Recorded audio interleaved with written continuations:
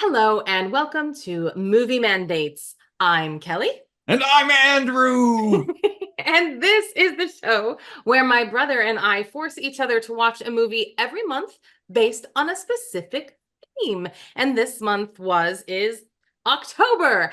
And I should have seen this movie by now. Last time we watched Brothers Pick, which was Attack of the 50 30-foot woman. And this time we Times 12. watched sometimes 12, depending on the angle. Yes, but this time we watched my 9-time Oscar nominated film. And for someone who loves the Oscars like I do, how I haven't watched this film until now, One Flew Over the Cuckoo's Nest. So fits the theme perfectly. But of course, before we start talking about that movie, since I chose what we watched this week, it is only fair that brother gets to challenge me in a little segment we call Trivial Trivia. All right, so gonna do something a little unique for trivial trivia. Okay. One Flew Over the Cuckoo's Nest is chock-a-block with recognizable faces, a veritable murder's row of actors. Yes. So I am going to ask. So we essentially have a quiz, a trivia quiz. So we have multiple questions here, Okay. 5 in total. And here's the first one. All right. One of Jack Nicholson's earliest roles was in what 1960 Roger Corman flick? Buckets of Blood. Bucket of Blood? I think that's Herschel Gordon Lewis. That later became a musical stage play and film. Little Shop of Horrors. Yes. Buckets of Blood wasn't what's his name? Oh. Corman? I thought that was. Let me look. Was he the dentist? Passed away. No, he was the Bill Murray role, the one in the dentist chair. Oh. Well then. Very exciting. Let me see. Uh-huh. Well, A Bucket of Blood is Corman. That's, I think, the one I was thinking probably of. what you're thinking of. That's what I was thinking of. Who's in that then? Hang on. Yeah, it's a bucket. Dick Miller. Okay. No, good guess. I'm probably thinking of something different. All right. Okay, so I was close. Okay, Little Shop of Horrors. Excellent. Well, I should check to see if Jack Nicholson is actually in that movie. All right. Well, let's move on to the next one. Okay. Brad Dourif plays Chucky. Yes, he does. Name any 3 other actors from any of the Chucky films or the TV show. Jennifer Tilly plays Bride of Chucky. And more, but that's the one she's introduced in, yeah. Yes. You have Christopher Sarandon, who's in the original Chucky, and he's the cop. Yep. And then you have, I want to say Edward Furlong, but I don't think he's in any of the Chucky movies. But what is he? Not that I'm aware of. And then you have, oh man.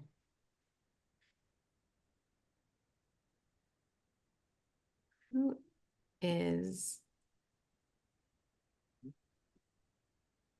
I might need a hinty hint. Okay. I'm guessing you didn't watch the Chucky TV series yet. Not yet, no. Okay. Because otherwise you'd know. I'd be like Christian Slater. Did you see? I don't think he's in it. Did you see Seed of Chucky? Yeah, with the baby. Yeah, that with the child. Do you know who does the voice? No. I don't think I do then. Okay. This isn't that hard. I just watched the first movie recently because we did it for this, but we also watched it in October. Do you remember who plays the Bride of Chucky the two leads other than the dolls is a guy and a girl. It is, and that's why I'm like Edward Furlong, and I know it's not him, but like No, it's just reminding the me of the that. the guy is the son of another guy who's also in the movie, who was a actor on a sitcom from I think the 80s. Actor from a sitcom from the 80s? An actor from a sitcom from the 80s. I didn't really like I'm gonna knock on your door. Oh, Three's Company. Oh, Yeah. John Ritter. John Ritter, yeah. Oh, he looks just like his dad. Yeah. What the hell is his Doesn't matter. name? John Ritter's in the movie too, so Oh, I think it's Jake or Jack Ritter. I because don't. I was thinking of like you say 80s, and I'm like, I never watched Who's the Boss. I never watched Family Ties. I was like, damn it, Good brother. I job in don't. recognizing the theme song, Oh, though. yeah. Um, I Catherine own that Hagel is DVD. the girl. Yes, it is. Yeah, I know exactly who Billy she is. Boyd plays is the voice of the child doll. I wouldn't have pulled that out of, you could have given me everything and I probably would have skirted around his name John being like, Waters nah, has a cameo in Seed of Chucky. that's Um, crazy. Hmm. let's see who else. There's a ton of cameos in the TV series, so I'll leave Okay. those to be surprises. Um, I was but just about to say we have to wait till October and I'll watch them because I like to watch scary movies in October, but this is October. totally October. We're in October. Yep, very October. Okay. All I'm right. ready. I'm so For ready. this next question, I'm gonna use the actors' names instead of the characters' names. So when Sure. I say this person killed this person, I'm talking about the characters they play, not the actual actor. Okay. Very good. Very good. Jack Nicholson Mhm. kills which other actor in this movie in what Stanley Kubrick horror classic? Oh, yeah. He kills scat man. Yes. In Shining. He Yes. kills Scatman in Shining. Scatman Crothers. When I saw Scat, I was like, Scatman! I was like so excited to see him. You That's remember how he dies in that movie? in In Shining. Shining. Yeah. Doesn't he stab him? Like kind of not nicely? Close. Takes an axe to the chest. Oh, that's right, because it was after the, Mm-hmm. but I knew it because I think you see his eyes, right? Like when he gets hit. It's Yeah, not like, yeah. I think there's like a close up of him reacting yeah. because I think he's like turns around and Jack is just flap, just takes a big old chop. Yes. All right, That's so funny. Yes. so I'm not sure how to pronounce his name, but Vincent Schiavelli Yeah. um is one of those actors who's I've seen him somewhere before, just Yeah. like Michael Berryman, who is also in this movie, although he doesn't have any lines, he's just in the background. Um, Name any movie, any other movie either Michael Berryman or Vincent Schiavelli have been in. Okay. Hold on. I swear I'm not looking it up. I want to see their faces again just so I You can make just sure. so you know which ones we're talking about. Yeah. Yeah, I just want to, yeah. Okay, wait. One flew over the coop. I was on the Academy Awards page, so I had to get off that page. Sure. Pull up a picture of the actors. You'll go, oh, that guy. Yeah. Okay, oh shoot, Michael Berryman. Yes, that guy. Yeah. Oh, yeah. Ah, he's in like he looks like the Hills Yes. Have Eyes guy. Uh, yes. He is in The Hills Have Eyes. So Oh my God. Okay, who's the other one? Vincent Schiavelli. I'm not sure how exactly to pronounce his name, but Okay, let me write that down. Vincent Schiavelli, you would know. Oh, the weird, yeah. Yeah. Oh God, he always reminds me of. It doesn't matter who he reminds me of.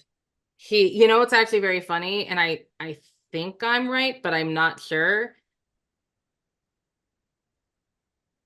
Oh God, what is he in? He reminds me of another actor who I'm not going to be able to name right now, but when I say it, you're going to roll your eyes. And I just am getting them too conflated right now to remember. What else is he in? Okay, I'm going to cheat. I'm going to cheat. Vincent He's Scully. yeah. He plays the subway ghost who teaches Patrick Swayze how to interact with things in the real world in Ghost. Yes. That guy. Oh my, yes, he does. That's crazy. Mm-hmm. Yeah, that's One of my favorite Michael Berryman bit parts is the one in he plays one of the bikers in Weird Science. yes. Oh my God. He's like I hope we can keep this between Isn't us. I've got a teaching wait, job or something. Robert Downey Jr. is in that. Some Yeah, doesn't he play yeah, a he's not Michael Anthony Hall or the other guy. He's he like plays like a I, thug, doesn't he? Like wasn't he in part of that gang or something? He just kind of I don't think so. I think he's just one the two pair when they try to show it off and they forget to hook up the doll. I think he's one of oh, the other two people. I haven't seen that movie in a long damn time. it's been a long time. Yep. Yes, All right. yes. Good, good. Last question.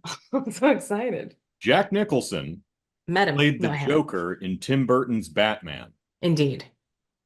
Name any other actor from One Flew Over the Cuckoo's Nest who's been in any other Batman movie. Oh, okay.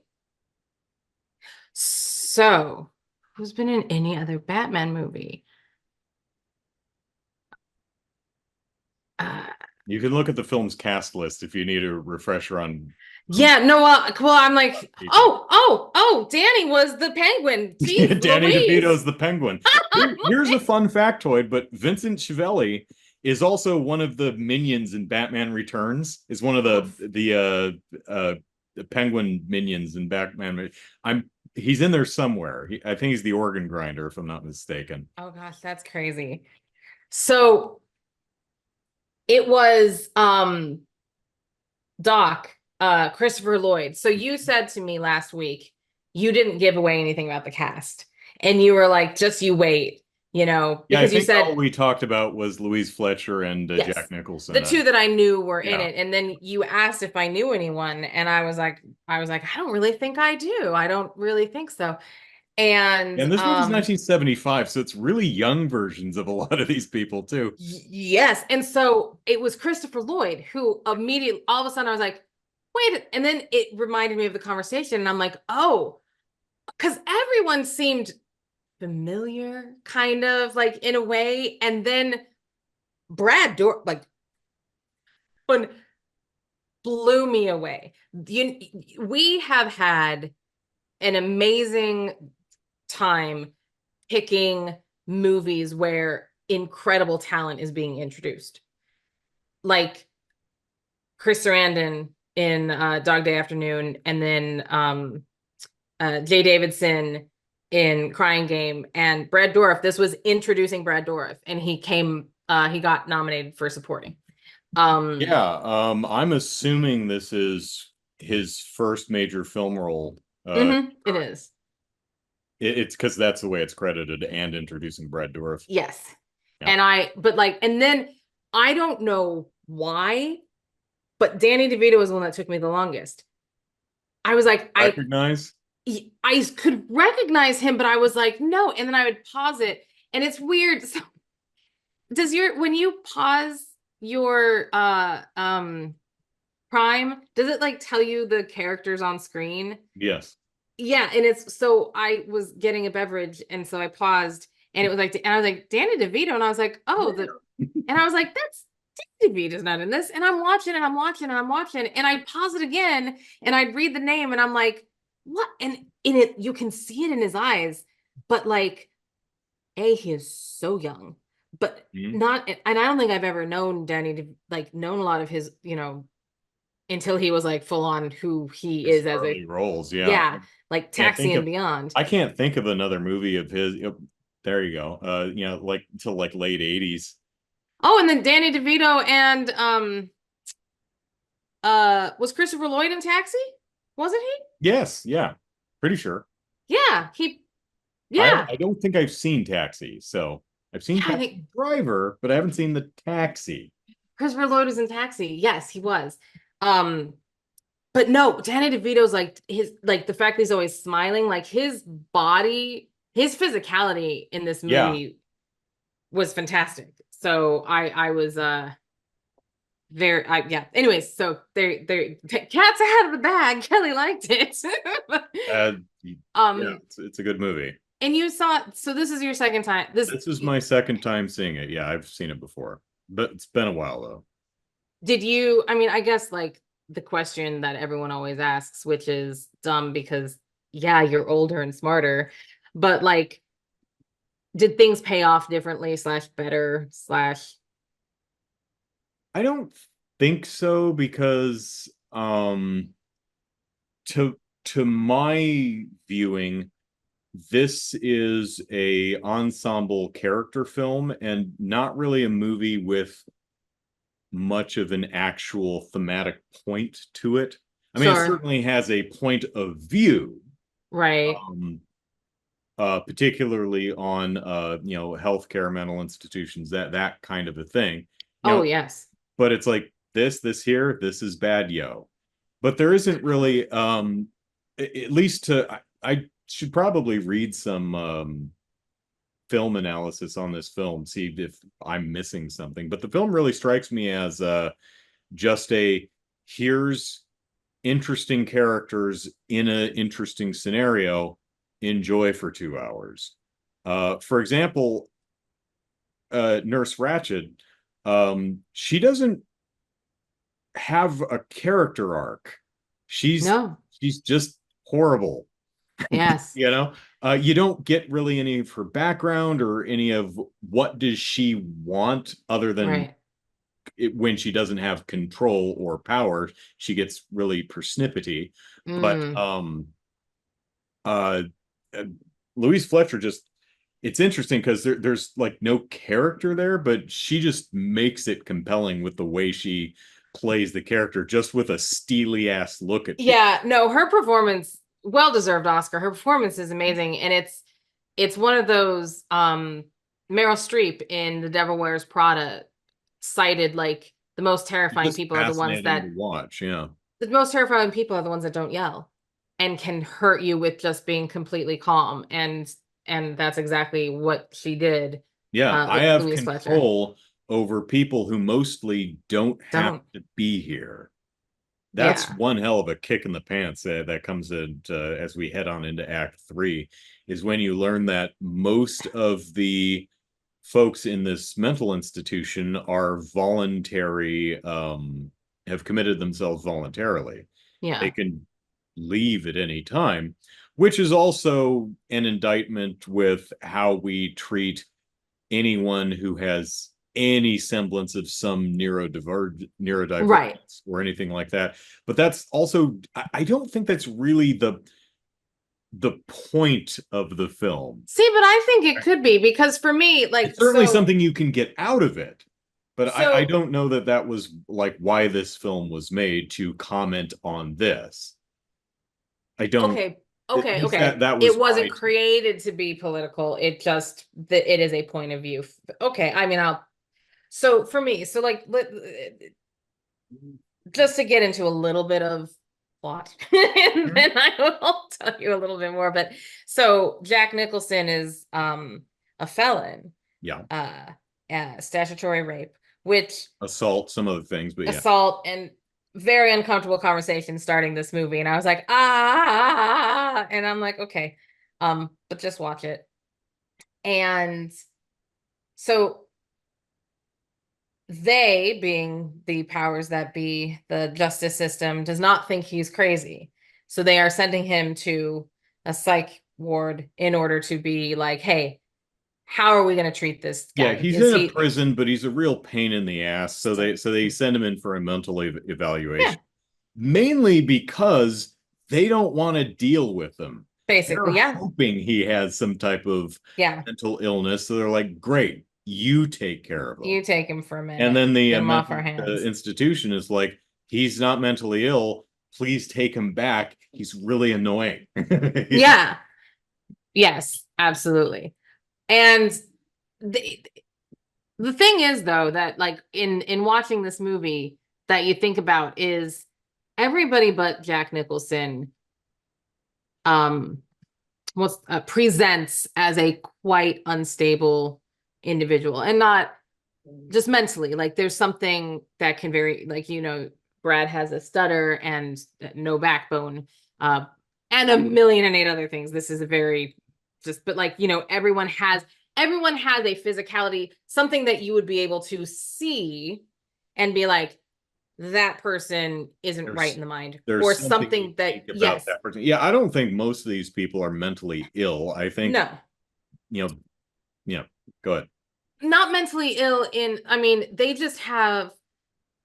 they have problems like that can be solved with the correct therapy, not whatever the heck Nurse Ratchet's doing, Oh, but with yeah, yeah, yeah. correct therapy, correct That's the medication. thing about these people. None of these But people that's are getting any of the help they exactly need. the help that they need. All And of them need some form of help, yeah, some and form of assistance, but most of these people should be in like community centers or assisted living, not yep. psych wards. Right. And I just think it's a sign of the times in society of like, we just got to pile up all the others and put them away. And then you have something that doesn't fit into any box Right. and you don't know what to do. It's like, I'm sorry that my mental illness Doesn't fit doesn't in the fit with box. You what don't you know what think to my do with mental it, so you illness stuff should it in the be. junk drawer. And it's, The and junk drawer being this movie. I'm glad we're talking over each other. yeah, it's great. It's wonderful. Sorry. Good No, podcast. you're fine. You're fine. No, but we're okay. So we're saying the same thing, but I just felt it so much. This is one of those movies that when it ended, I really was affected in a way of like, it said so much. And I agree with you. It is not a movie with a direction, if you will. Mhm. It is very much, let's watch from the beginning and to the end of this man's journey in this mental institution, and that's it. You don't get to really know him before. You don't even know what happens to any of them after. Yeah, I We're guess just, a character study and an institutional study. yeah. But it just, there was so much that I think it's one of those movies that if you want to enjoy it for it, you will. And if you want to enjoy it and like think, it's gonna, and it's, I've been ruminating. And so he goes into the institution and hijinks ensue. um, and you meet you meet the other characters on the ward, some more than others because some are kind of nonverbal. Like And Michael Berryman's character, he's just pretty much laying in bed the entire time. mhm. And then you meet the others, and they kind of look to Jack Nicholson's character as kind of a leader, mainly because he's the loudest and most energetic in leading. And so they escape and they go on a boat, and but they all come back, and for multiple reasons. Um and they have parties and they do things that regular humans, want to do and to make them feel like humans. Yeah. And the idea that the institution's like, we don't even want you to feel like a human. Now, granted, they go a little overboard with things, but it's also because if you're never given an inch, Mm-hmm. um, and Brad's character, Billy, when they did therapy, which is again one of the worst, I I don't think know they shit about therapy, but I'm confident that that's not it. I don't think that's it. Well, it's so funny because I think it was either the second or third therapy session that they had that Nurse Ratchet actually said the words, "This is therapy." Until then, you just had to assume. And I have learned something about myself over the years is that I'm I always assume the best, which is stupid of me. I should really maybe lower my, but Like lower your expectations, I always assume positive embrace the intent, cynicism. and I always assume that I assume everyone's like me, that we're all goody two shoes, and we're all the same age, Everyone's 42. and we all have the same values, and everything is great, and everyone's going through, like, so I'm very like, if I wouldn't have thought of it, then no one else would have ever thought of it. So during those first two therapy sessions, I was like, what is happening? This can't, and I'm like, this can't be therapy. This is what therapy is. And then when she says, we're in a therapy session, I was like, okay, this all puts more pieces of the puzzle together just because I'm too ignorant to believe that would be therapy. But it was, because I'm watching them and I'm like, can't be, this is not what therapy is. Oh, I get it. They know that, they the creators, but okay. So anyways, therapy sessions, very interesting. When you learn about Billy in that second therapy session, I think, and she says to him, wasn't that the first time you tried to kill yourself, or however she worded it. Mm-hmm. For the rest of the movie, I was on suicide watch. I knew it. And that party scene was paced in a way that could have given, I'm like, he ran into his room because he didn't want to. And I'm like, and he's like, go get him and bring him here. I'm like, he's hung himself in the room. And then when they can't find him in the morning. Sequence. I'm sorry, go ahead. No, and then they couldn't find him in the morning. And then they're like, would you come here? And I'm like, he's like, I knew he was going to do it. And every time it wasn't it, I was like, I mean, I'm happy I'm wrong, but am I wrong? And and it was so, it did it because it was still impactful and it still surprised, but you knew the whole time. Like it was that whole end scene. Go. What's interesting, one thing that I found particularly impressive with that entire ending, the final party, Yeah, is it's simultaneously joyful watching these poor schmucks just experiencing human connection and joy and fun and just having a nice time. In addition to just this consistent pounding undercurrent of dread throughout the entire thing, because you know exactly what's coming. yes, yes, you know eventually what fate is going to befall Brad Dourif's character. yep. You know that Jack Nicholson's going to fall asleep and not leave. Yeah, when he sits in that chair, he sits to wait for for her to come back. And he sits in that chair and he looks around. I just was like verklempt in that. Yeah. I could feel everything. He was like, this, I'm not going, am I? Like it's, yeah. And you also know that next time it's not just going to be electrotherapy. Yeah. Yeah. I will say I was surprised at his death. Nicholson's? Yes. I was not surprised about a lobotomy or shock therapy or whatever they did to actually put him into an actual, non-human, into an insane state, if you will. Like he is now not. I guess like they made him catatonic. Yeah. I didn't. So like in not knowing how the movie was going to end, because I actually didn't. I really did go into this blind, which is funny because I have a story to say. I knew his fate would be bad. Jack Nicholson was not going to be successful in his plights, but I didn't realize that. And then when he's like, I'm taking you with me, I'm like, what do you mean, Chief? I won't let you live like this because I'm going to kill you. And I was like, oh, I get it. But that was sad. But then, yeah. And then just Chief runs away and it ends and you have, that's it. So it was literally just this one man's journey through that system and how it utterly, utterly failed him. Yeah. And everyone around him, really. Yeah. Does it? And the point of the movie, like you might think the through line is this guy inspires everyone and gives them the confidence they need to leave and no, that's not what this movie is. That doesn't make it wrong. That's just not what this movie is. And that's more along the lines of what I was talking about with yes. There's no point, if you will. Point. It's just here's characters, here's situation, enjoy. And I very much did. Thank you. Um, I'm Well, I still think, curious to know what the hell they did with that Ratched television show, which yeah, I'd like to I see that. assume is only like a 1 or 2 season show. It's not like still running, is it? Do you know? I just don't know the answer to that. I really don't. Let me But look what up. I will say is the thing about, that I find interesting is that's also something very interesting. Is someone could come into this movie thinking that the one man showing them how to live is going to change them.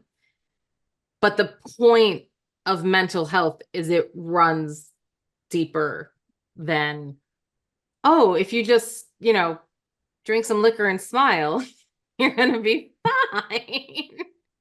But, and so No, I it's I just think that a 1 8 episode season. cool. Okay. But I would be interested to I mean, great cast, Ratchet. Can't beat that. Hmm. Um, but I think it's very interesting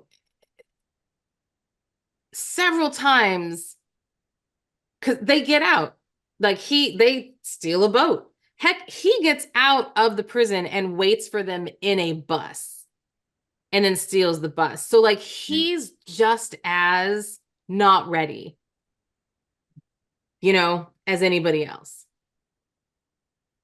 Because he gets so angry when they won't leave. He's like, "Why are you even here?"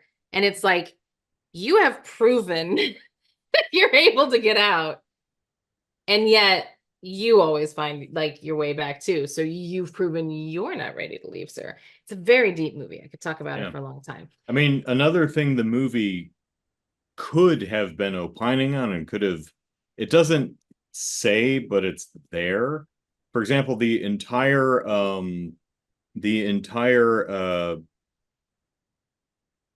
everyone who works at the sanitarium or Yeah, sure. institution, everyone who works there is either a woman or a black man.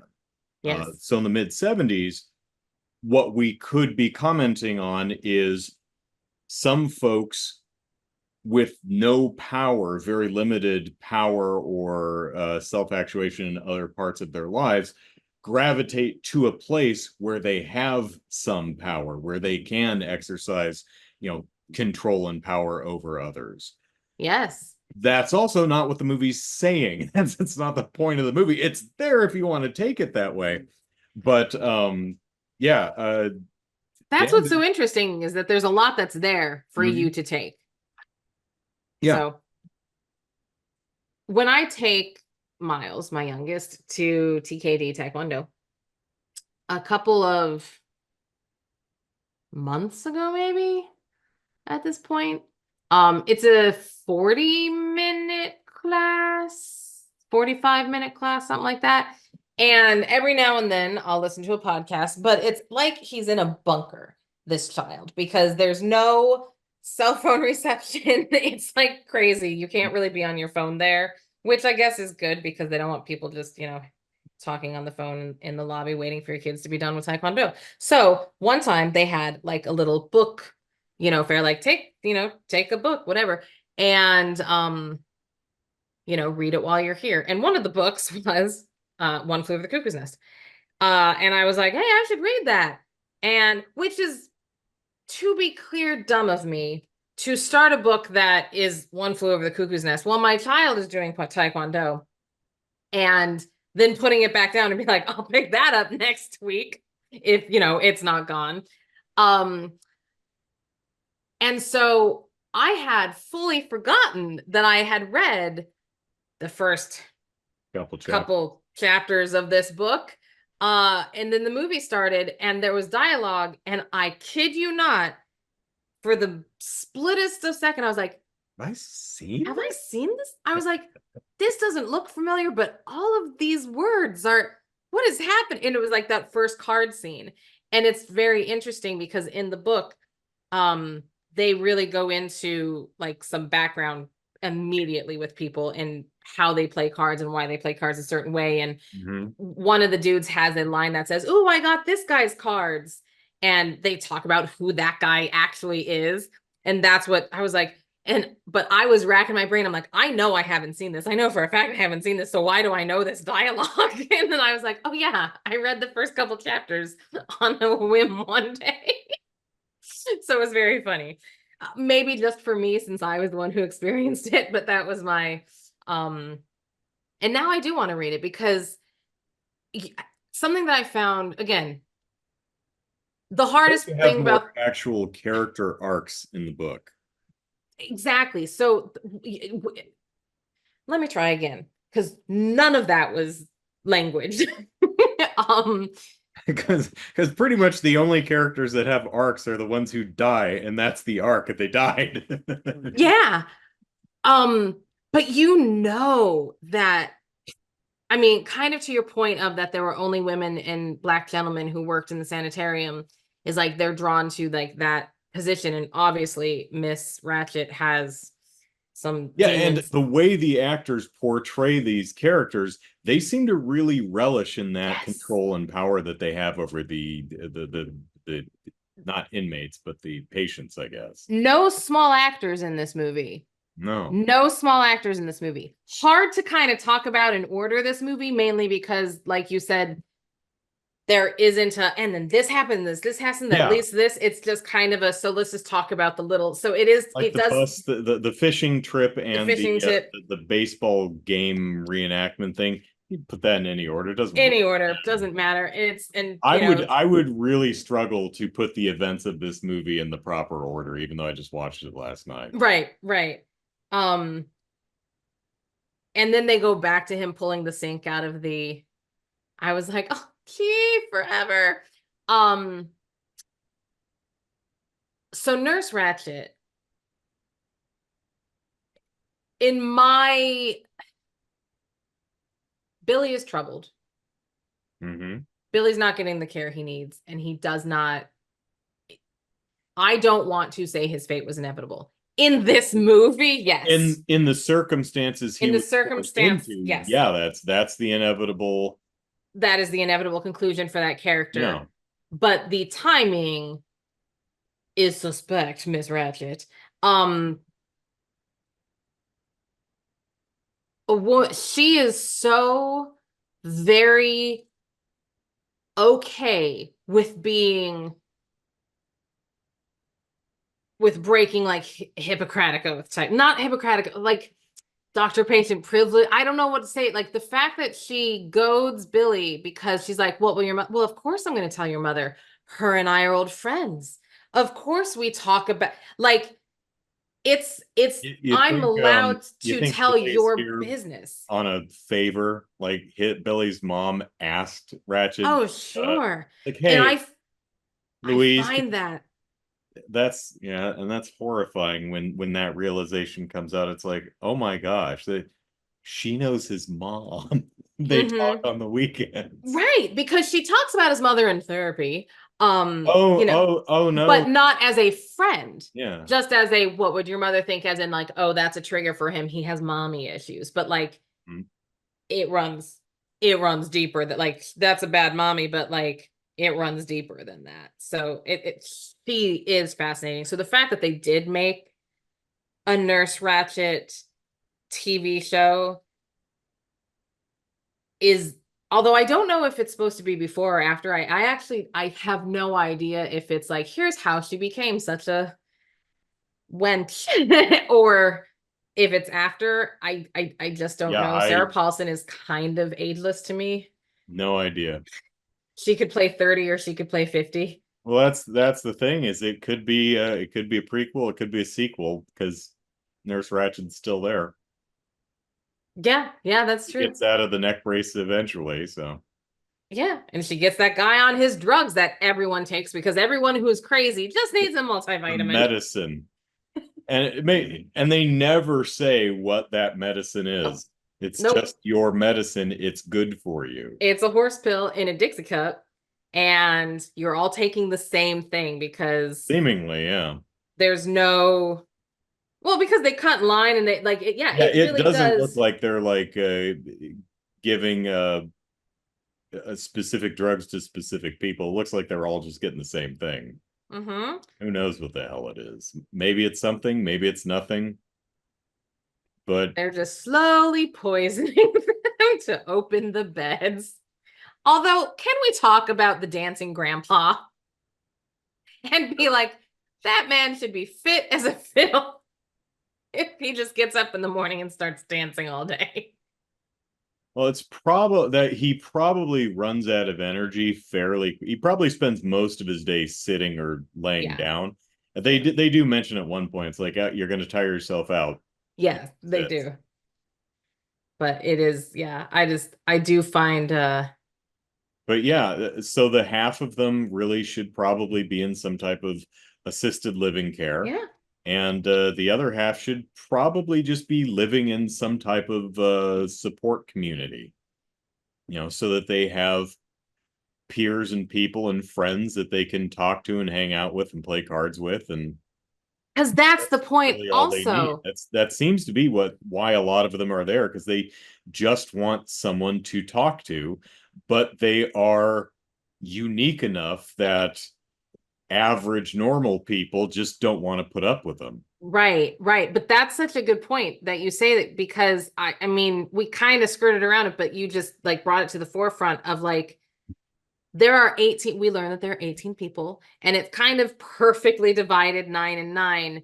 9 who are those who just need to be in kind of a community living support. Like, we do have some mental health issues. We do have some, Yeah, they're all functional. They can all society sleep and functionality issues. sleep and, But eat and brush their teeth and stuff. yeah, Fine. but we aren't, we don't maybe always get all the cues that people are giving us, but like we just need a community, and the other ones literally need assisted living, because then only 9 of them are in the therapy group, because the other ones are nonverbal or too comatose. Like they truly need that assisted living, because there might be just, they might not even They be can't take crazy. care of There yourself. could literally be just something, and I'm sorry I use the word crazy for whoever's listening, but like um lack of better term at the moment. Um, but they might not even have mental issues. They might just be ill and elderly and like don't know how to wipe themselves. Like they might have like dementia. Mm.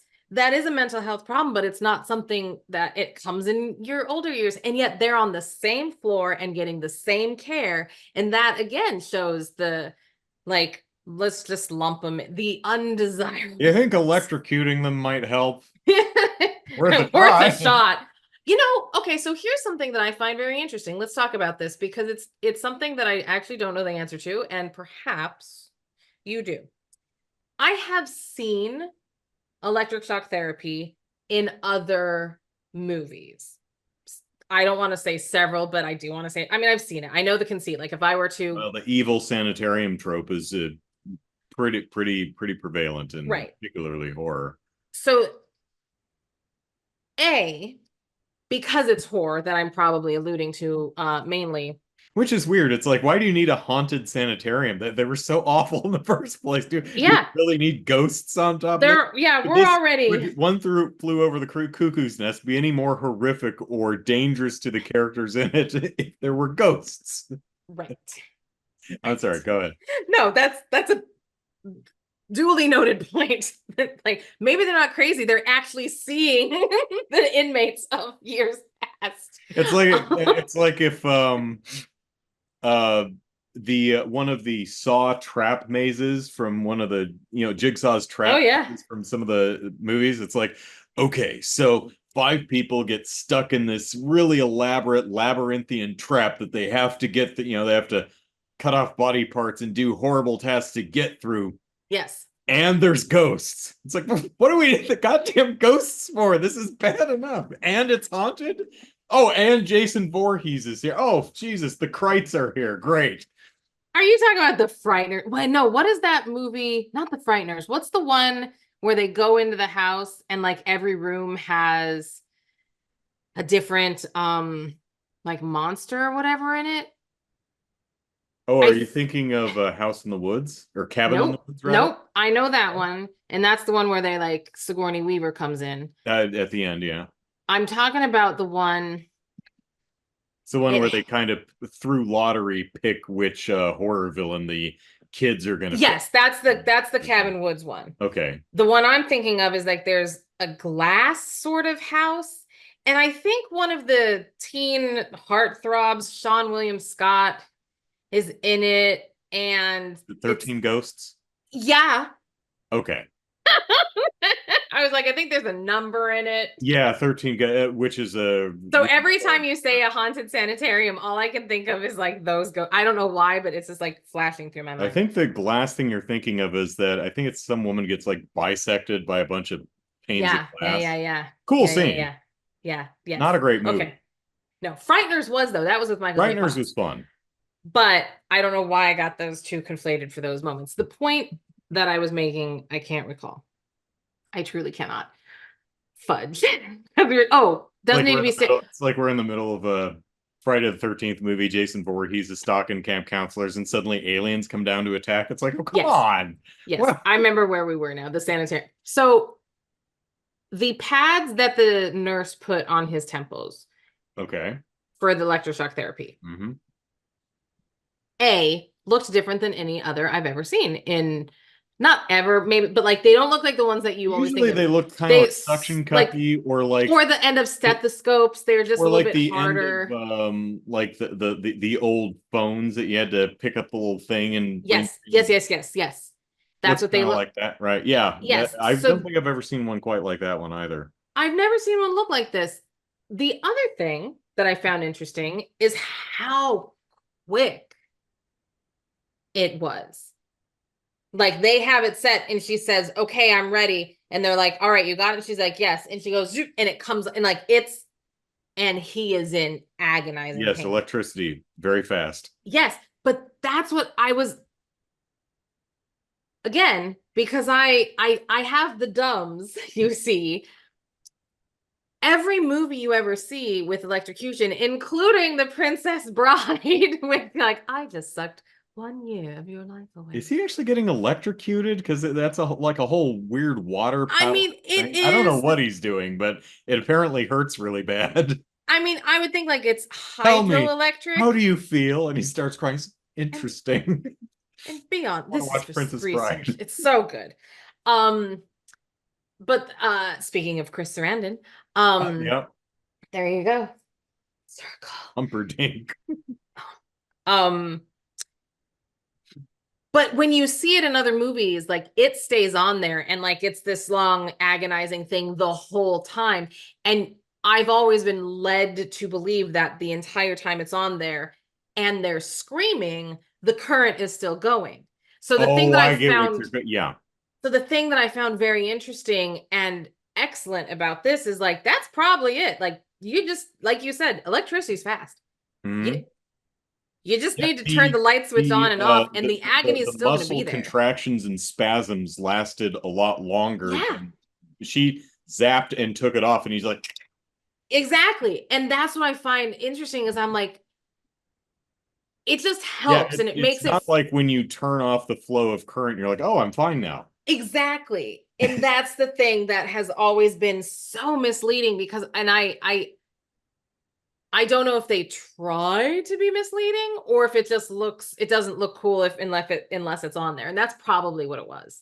It's probably like having someone writhe in pain doesn't look cool unless we have a contraption on his head. So just keep the contraption on his head. Mm-hmm. But it was very cool to see something. I want to say finally, but that's dumb. It's not like I was waiting for it. To say finally means that like it was on a bucket list. I was like, I finally got to see how someone gets electroshocked. Yeah.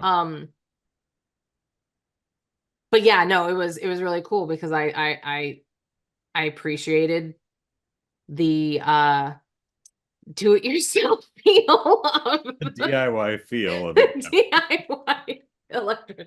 Like we're shooting in the dark here. So Chief, is he someone? And is he really that tall, or was he on Apple boxes?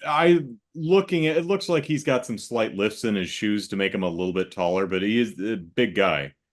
You would have seen him in a bunch of movies. He passed away by the 90s. Okay. Like I don't know, heart failure, liver failure, something. But yeah, big guy. He, as you may have guessed, often played the Native American guy. Yeah. Oh, Um, I think like the only thing I can think of having seen him in is he's in one of the Poltergeist movies. I think it's the second one. Um, mm, I can barely. I know it's not the first one. That's Zelda Rubinstein, something short lady. yes. And the second movie, the second and third movie, the third one's the one in the big apartment building, Wait, I think. Linda Hunt, not Zelda Rubinstein. Are we in Poltergeist? Isn't it Linda Hunt? Let me look. Because Zelda's the one in Beetlejuice, or do I have them backwards? I might have my actors backwards too. No, it's Zelda Rubinstein. Okay, so who, I mean, I know who I'm thinking of, but what is she in that I'm getting it confused with? Also passed away Oh, yes. now, I think. And sadly, the little girl who played the little girl passed away like in the middle of making that movie, so she's shot from the Yes. back throughout half the film. Yes. All right. Well, I don't know then. I just I had don't even her. remember what happens. Is there a parking garage in the second movie? Like, I've seen both the second and third movies, but they like completely blend together, and I can't remember what's from what movie. First one's good though. I like the first Poltergeist movie. Didn't they remake that a couple of years ago? Did they remake Poltergeist? I think they did, didn't Did they?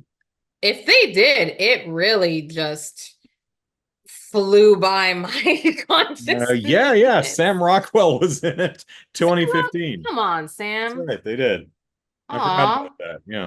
In 2015, you said? Yeah, I didn't see it. I don't think anyone else did either. I don't think so. No.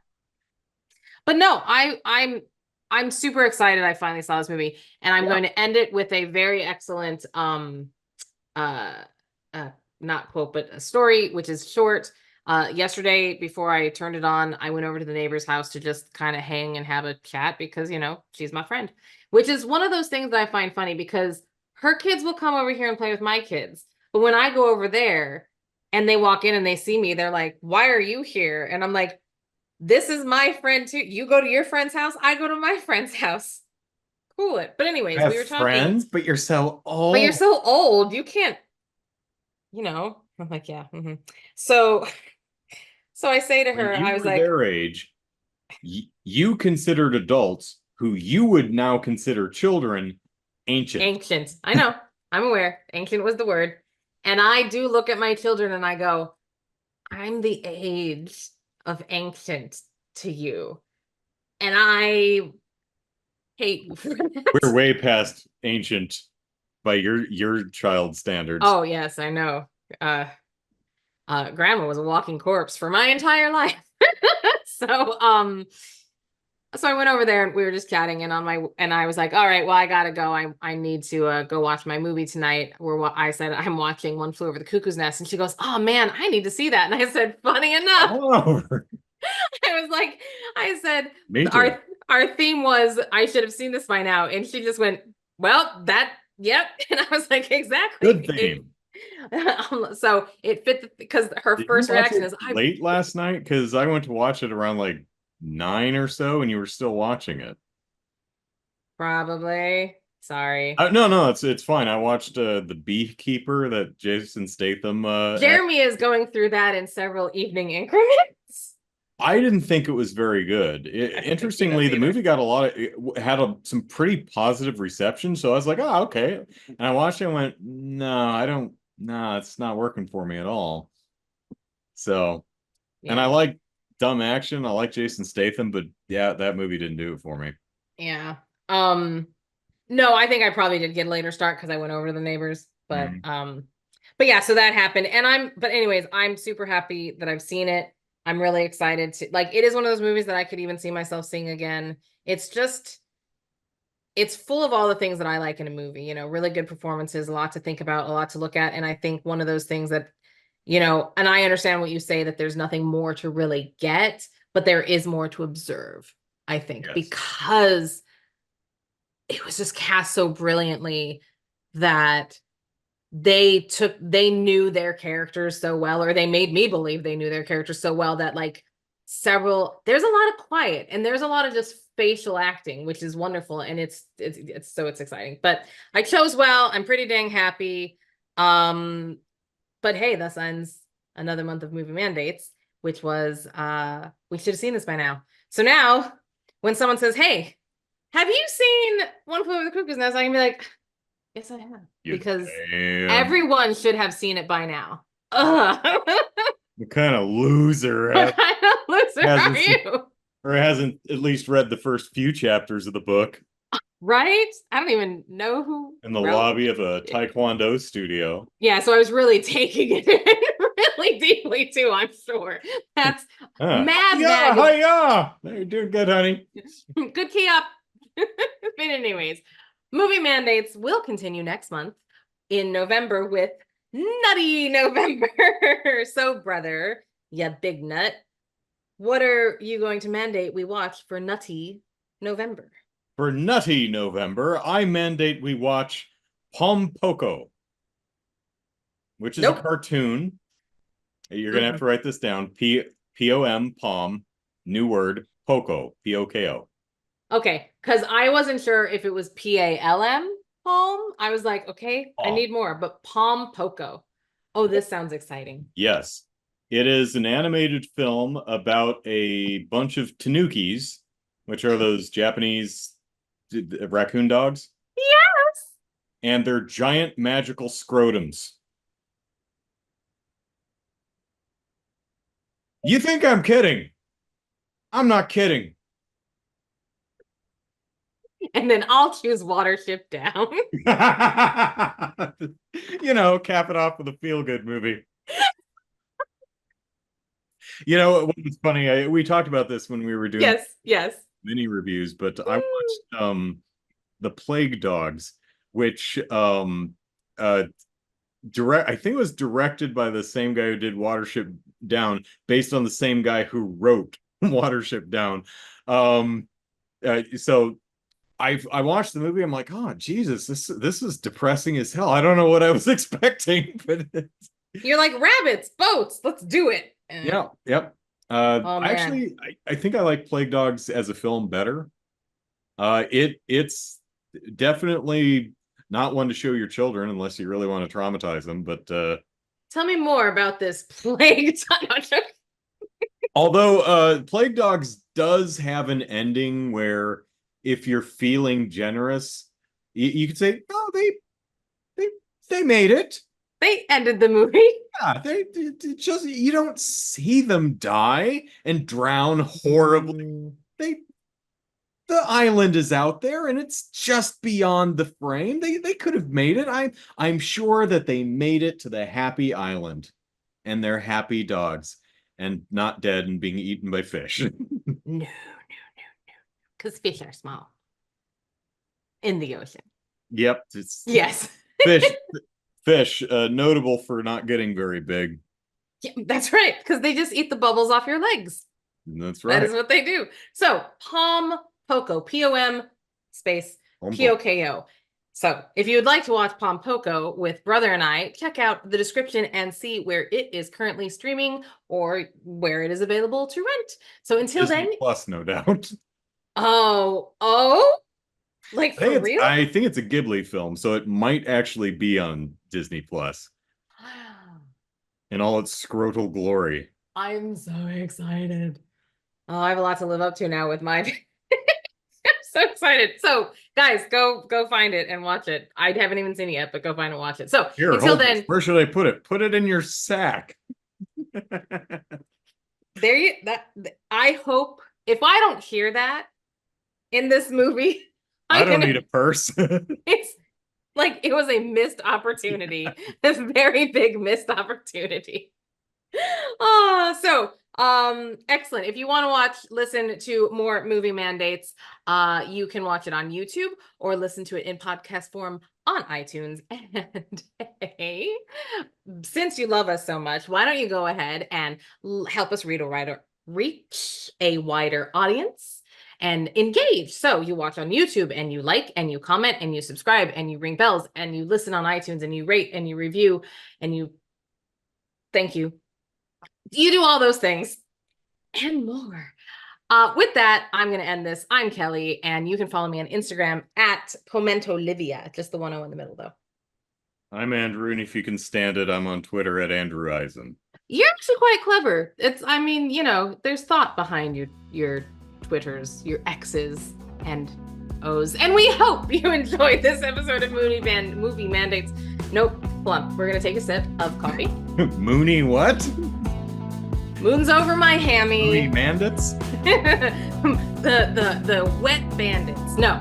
We hope you've enjoyed this episode of Movie Mandates, and we will be back again with another mandated movie. Bye. Bye. Hey all, starting at noon Pacific Standard Time on Saturday, November 2nd, I will be live streaming video games for 24 hours straight to raise money for Rady Children's Hospital as part of the Extra Life charity event. Check the video description for the link to my event page where you can make a donation and see what I've got planned for this year's show. Hope to see you there.